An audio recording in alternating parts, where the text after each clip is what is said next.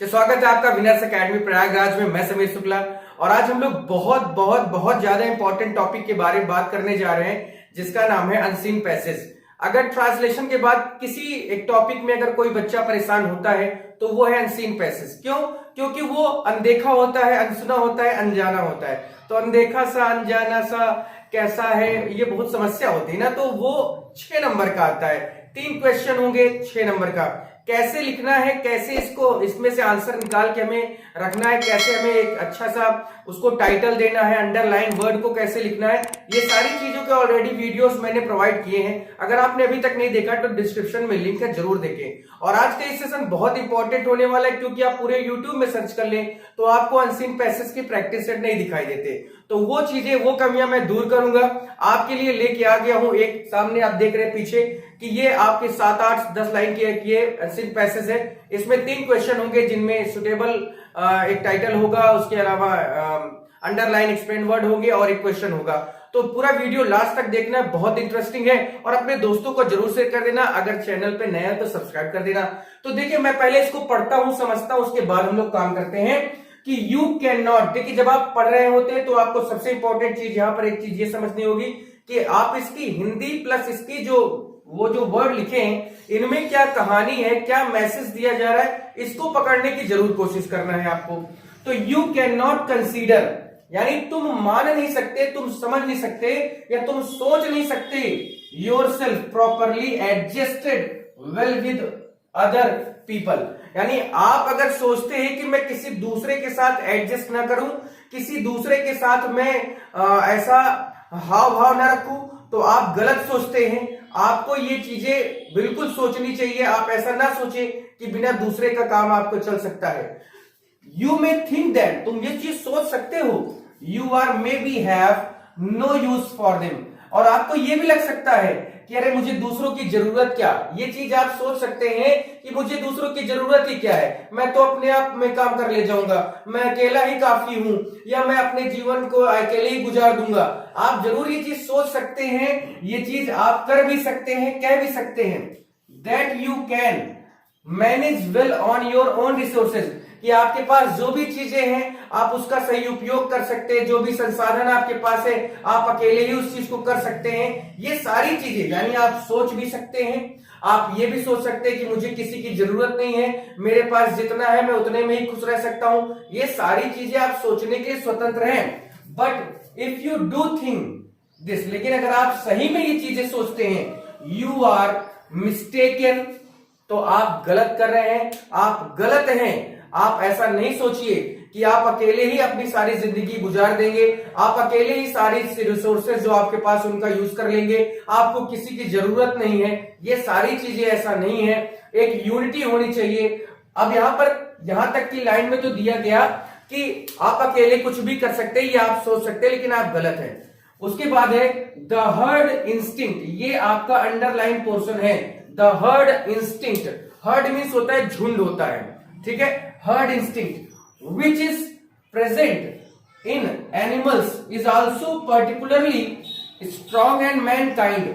अब कहा गया कि जो झुंड बनाने या झुंड में रहने का जो कला होती है, जो एक तरीका होता है, वो पशुओं में भी होता है। और पशु जब उस झुंड का फायदा उठाते तो क्या क्या चीजें सामने निकल कर आती वो देखे।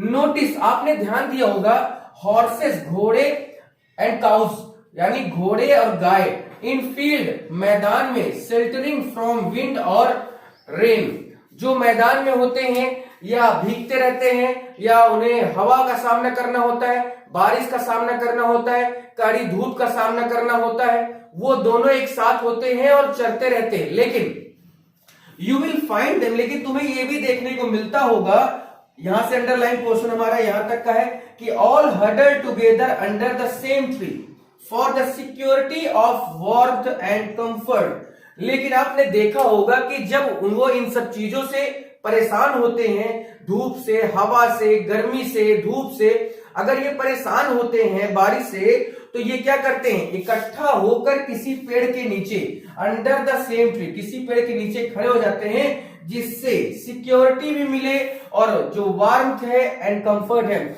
यानी जो इन्हें सिक्योरिटी मिल सके, इन्हें कंफर्ट भी महसूस सके, ये अपने आप को बारिश से बचा सके, अपने आप को कड़ी धूप से बचा सके, अपने आप को तेज चलने वाली हवाओं से बचा सके। क्यों ऐसा करते हैं? और ये सब अलग अलग जानवर है, घोड़ा अलग है, गाय अलग है, लेकिन क्योंकि सिक्योरिटी के पर्पज से या बचने के उद्देश्य से ये सभी जो जानवर होते हैं वो एक ही पेड़ के नीचे आ जाते हैं।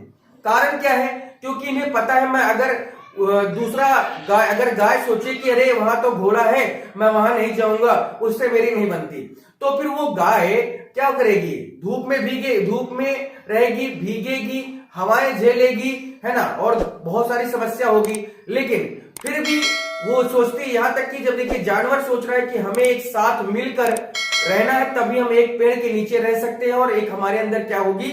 यूनिटी होगी, हमारे अंदर सिक्योरिटी होगी, हमें कोई छू नहीं पाएगा, हमें कोई पकड़ कर ले नहीं जा पाएगा। ये एनिमल्स सोचते हैं, ये चीज एनिमल्स सोचते हैं कि नहीं, हमें यूनिटी में रहना है, हमें इकट्ठा रहना है, भले ही एक पेड़ के नीचे ही क्यों ना रहना पड़े।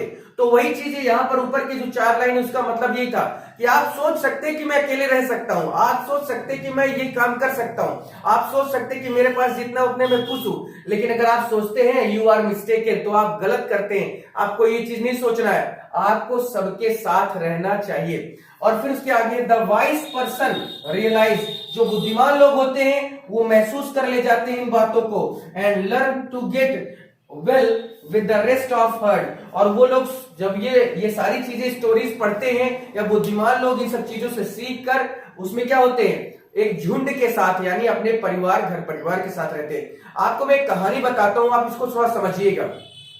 देखिए, आप मार्केट में जाते होंगे तो अंगूर आपको 2 तरह के दिखाई देते होंगे। 2 तरह के दिखाई देने का मतलब है, एक ऐसे गुच्छे में होता होगा और एक ऐसे ढेर लगा हुआ होता है। आपने देखा होगा गुच्छे वाले की कीमत ज्यादा होती है, जबकि जो ढेर लगा होता है, टूटा हुआ अलग अलग रहता है, उसकी कीमत कम होती है। क्यों?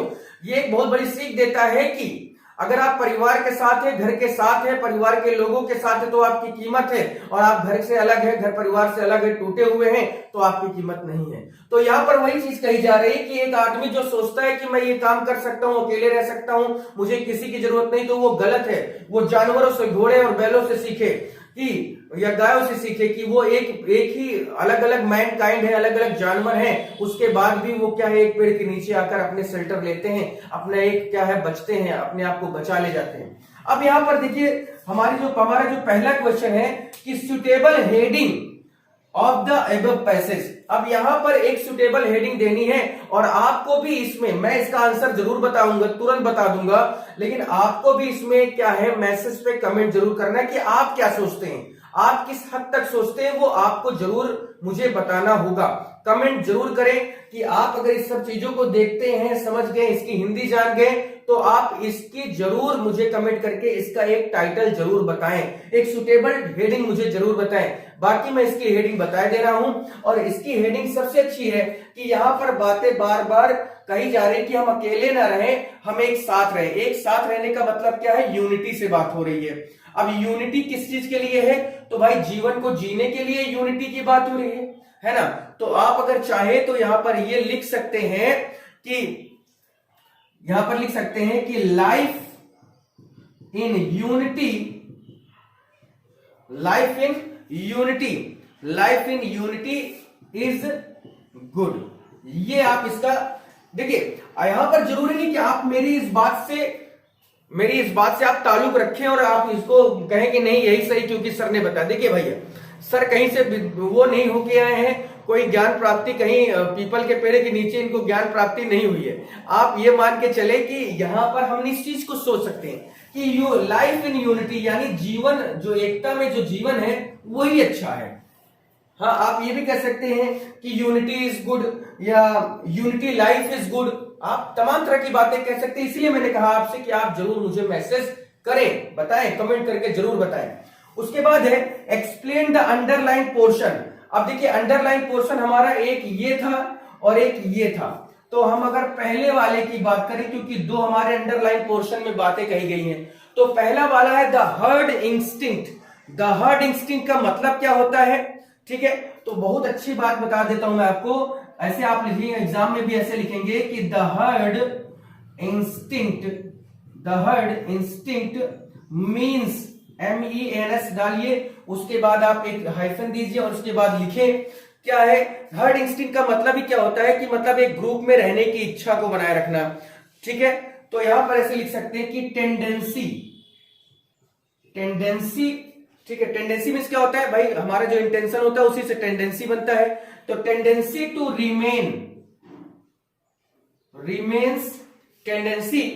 Remains in group, tendency to remain in a group.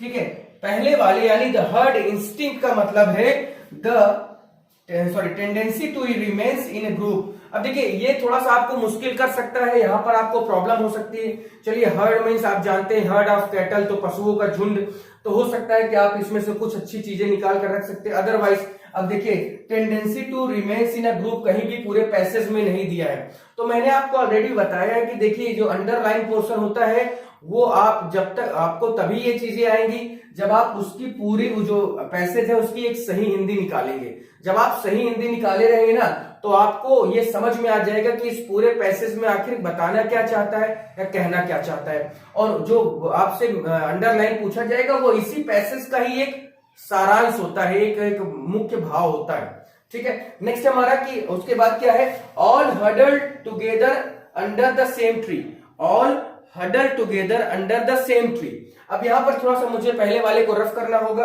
आप इसको स्क्रीनशॉट ले लें, जिससे मैं पहले वाले को रफ करके थोड़ा सा बड़ा है तो मैं उसको लिख देता हूं।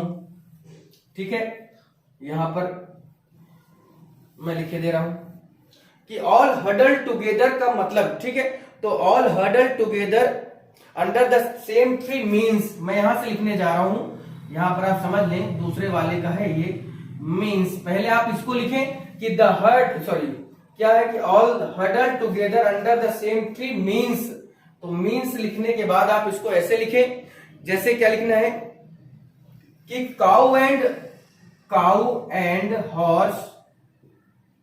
हॉर्सेस असेंबल मीन्स होता है मिलना जुलना, तो काउ एंड हॉर्सेस असेंबल, ठीक है, cow and horses assemble under the same tree. ठीक है, क्या है, all huddle together under the same tree का मतलब क्या है कि cow and horses assemble under the same tree, और उसके बाद है मेन चीज क्या है, टू प्रोटेक्ट देमसेल्फ। ठीक है, यानी ये जो ऑल हडल टुगेदर का मतलब क्या है कि जो गाय और घोड़े हैं वो एक ही पेड़ के नीचे क्यों आते हैं, क्योंकि जिससे वो क्या कर सके, टू प्रोटेक्ट देमसेल्फ, जिससे वो अपनी रक्षा कर सके, अपनी सुरक्षा कर सके। ठीक है, और किससे सुरक्षा करनी है, तो भाई यहां पर चाहो तो लिख दो, तो फ्रॉम रेन एंड विंड लिख दो, रेन एंड विंड, यानी हवा से और बारिश से अपनी सुरक्षा के लिए काऊ जो है क्या करते हैं, ये सब आते हैं। चलिए किसका एक क्वेश्चन और है, नंबर 3 एक देख लेते हैं कि इसकी जो समरी है या कौन सा इसमें मांगा गया है। तो चलिए 3rd नंबर हमारा कि how can we live a better life. अब देखिए इसमें समरी का जो है, इसकी समरी नहीं मांगी गई थी। ठीक है, पहला देखिए सुटेबल टाइटल मांगा गया, दूसरा अंडरलाइन मांगा गया, वो मैंने आपको ऑलरेडी वीडियो में भी बताया कि आप कैसे इस चीज को फाइंड आउट कर सकते हैं, किस तरह के क्वेश्चन ज्यादा आने की संभावना। उस वीडियो को आप देख लेंगे तो आप समझ लेंगे कि पैसेज, हमें अनसीन पैसेज सॉल्व कैसे करना है, कैसे कैसे क्वेश्चन आते हैं, क्या क्या करना होता है। ठीक है, तो how can we live a better life, इसी में से आपको निकाल कर रखना है, और आपको इसके लिए अच्छा नॉलेज होना चाहिए इंग्लिश का, अच्छा नॉलेज होना चाहिए मीनिंग्स का, तभी आप ये सब चीजें कर सकते हैं। ठीक है, तो अगर लिखा जाए यहां पर कि we can live a better life, हम लोग कैसे कर सकते हैं, अच्छा जीवन कैसे जी सकते हैं, तो we can live a better life. तो इफ, अगर हम एडजस्ट करें, इफ वी एडजस्ट, हमें क्या एडजस्ट करना, देखिए यहां पर वर्ड है ना, if we adjust with all. ठीक है, if we adjust with all the other people, other people. ठीक है, तो यहां पर देखिए, अगर हमें अच्छा जीवन जीना है तो क्या करना होगा? If we adjust with all other people, अगर हम दूसरों के साथ एडजस्ट करते हैं तो इसका मतलब है आराम से हम अपनी जिंदगी क्या कर सकते हैं? गुजार सकते हैं, काट सकते हैं, आराम से अपनी जिंदगी को सही ढंग से जी सकते हैं। तो I hope and I wish कि आपको अच्छा लगा होगा। कल मैं फिर से एक और प्रैक्टिस सेट लेके आऊंगा, करीब 5 से 7 करा दूंगा, जिससे आपको ये आइडिया मिल जाए कि कैसे इसे हमें सॉल्व करना है। Thanks for watching.